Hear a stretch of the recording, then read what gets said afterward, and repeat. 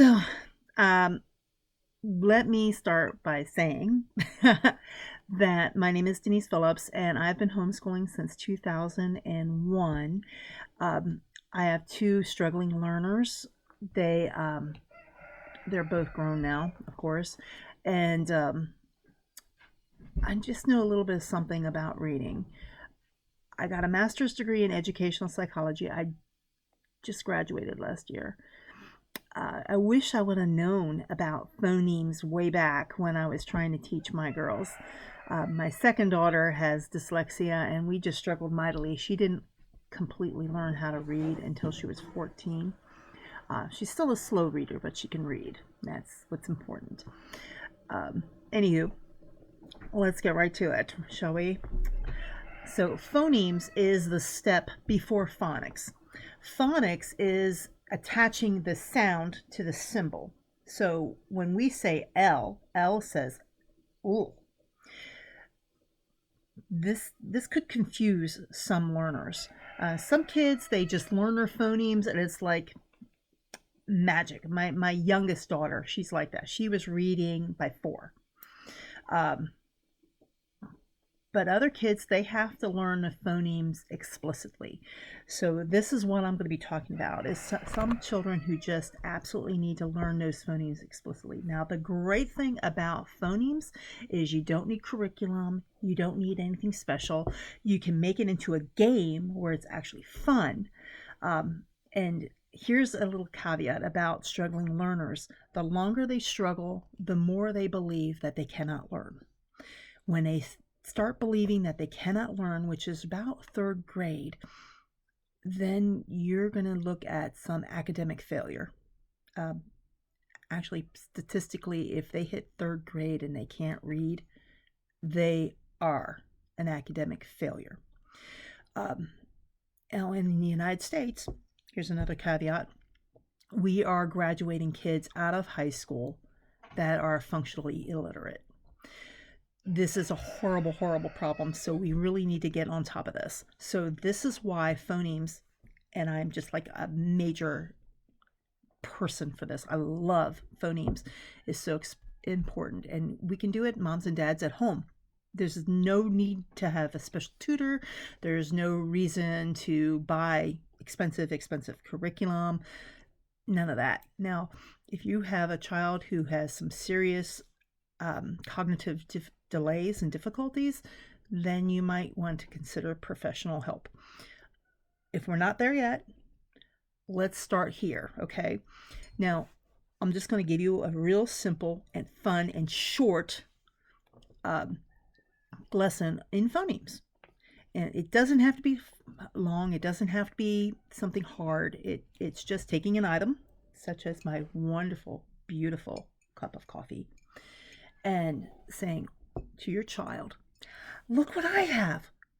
It's a, now you're just prompting them, see if they say cup.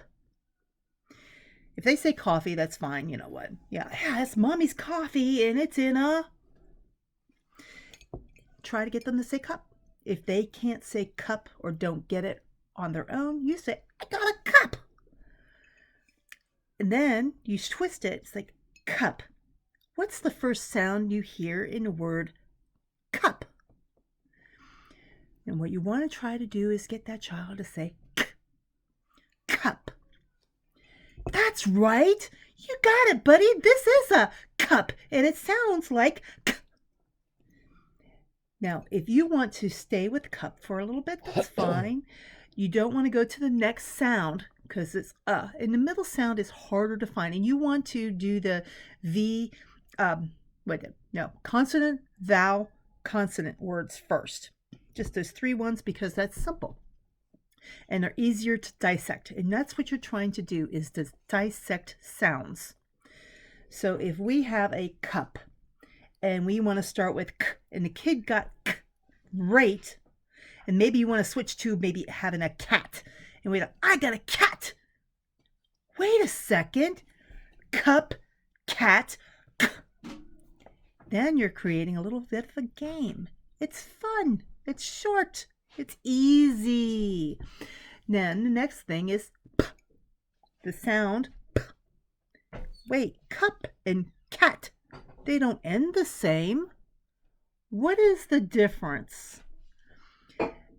Now the kid gets to be smart. They're the Einstein. They can tell you that the sound of cup has the p sound, but cat has the t sound.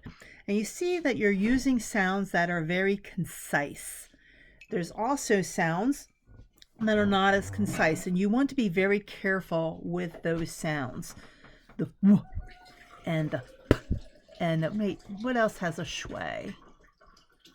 You want to have a l instead of la. Don't do la.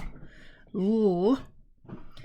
Let me see. In here, I got my husband's red thermos. Don't necessarily want to do thermos because that's really hard to dissect phonemically, but you can do red. You can do it in the car. I've done that in the car. I spy with my little eye something. And then you let the kid fill in the blanks. You know, I see a red stop sign. Do you see the sign? What color is it? What sounds do you hear in the word red? Dog, cat, bus, pan. You see it hanging back there. All sorts of things that you can do. You can even do body parts. You know, I got a hand. Now that's going to be a little bit more difficult because it has 4 letters in it, but you can definitely say, I hear sounds in the letter hand. Let me see your hand. Start talking about those sounds. This helps the child understand that every word has separate individual sounds that make up that word. And that will be a foundation for the phonics later on when you start attaching the sounds to the symbols.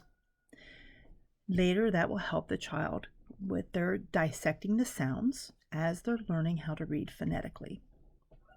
That. Simple, isn't it? Just easy. Anybody can do it. Even a caveman. That's my video. Bye.